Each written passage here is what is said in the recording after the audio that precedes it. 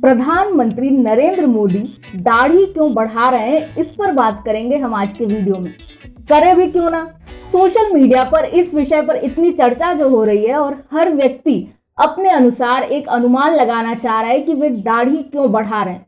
वैसे एक छवि के रूप में देखा जाए तो दाढ़ी बढ़ाने के बाद से मोदी को थोड़ा भावुक होते हुए देखा गया है, लेकिन फिर भी उनका जैसा आचरण रहता है सार्वजनिक रूप से, उसके कुछ गूढ़ अर्थ होते हैं और उसे समझ पाना मुश्किल है।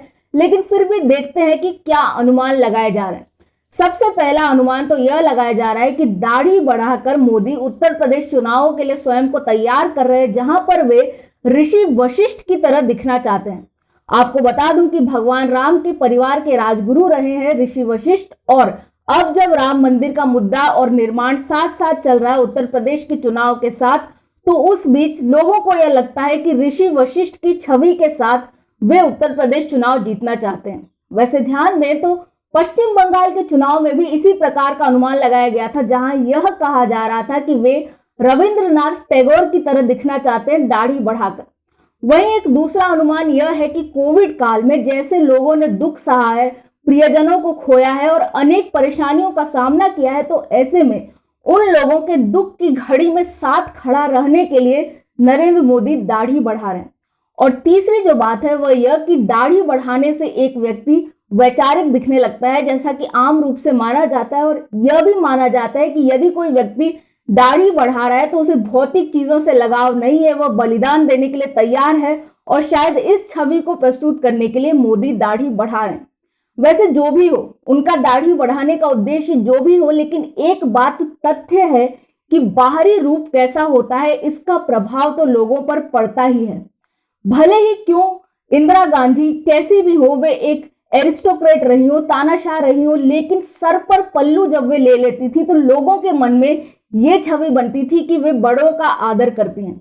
ऐसे ही नहीं, कांग्रेस पार्टी बार बार प्रयास कर रही है कि प्रियंका गांधी वाड्रा को दिखाया जाए कि उनकी शक्ल कैसे इंदिरा गांधी से मिलती है। सिर्फ भारत नहीं बल्कि विदेशों की राजनीति में भी बाहरी रूप का काफी प्रभाव रहा है। और 1960 में जब राष्ट्रपति चुनाव हुआ था यूएस में, तो निक्सन हार गए थे और केनेडी जीत गए थे। और विश्लेषक उनकी हार का कारण आपको पता है क्या बताते हैं? एक टीवी डिबेट से पहले निक्सन ने मेकअप मैन को टचअप पाउडर लगाने से मना कर दिया था।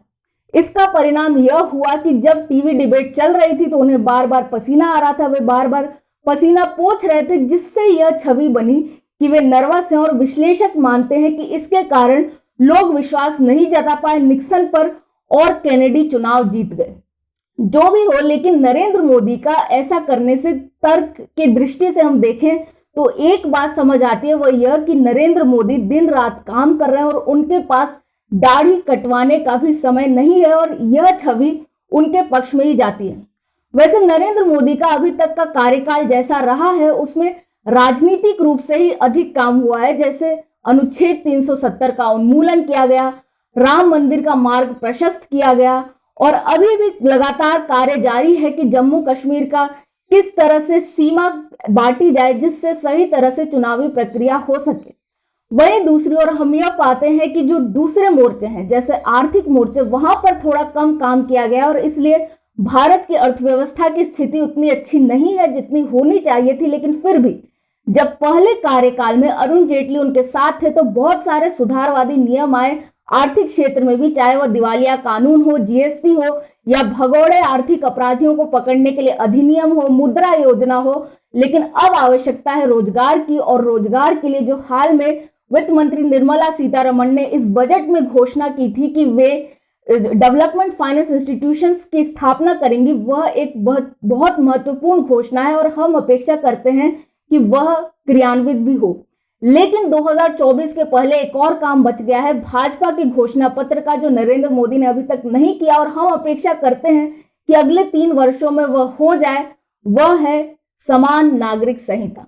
लेकिन फिर से हम दाढ़ी पर लौट आते हैं, और आप जैसा जानते हैं कि बहुत सारी वेबसाइट हैं जो इसका अर्थ निकालती हैं कि सामान्य रूप से दाढ़ी का क्या अर्थ होता है। तो एक बियर्ड वेबसाइट कहती है कि दाढ़ी बढ़ाने वाले व्यक्ति की मर्दानगी को देखा जाता है, साथ ही उस पर विश्वास जताया जा सकता है कि वह लंबे समय तक साझेदारी निभाने में सक्षम है। निसंदेह नरेंद्र मोदी दाढ़ी या बिना दाढ़ी के भारत के साथ एक लंबी साझेदारी निभा रहे हैं, जिसमें उनका आत्मविश्वास और उनकी वफादारी, कर्तव्य निष्ठा ये उनका परिचायक बने हुए, जिसके कारण शायद आज भी लोगों को उन पर उतना ही विश्वास है। मैं हूं निष्ठा अनुश्री, देखते रहें स्वराज्य।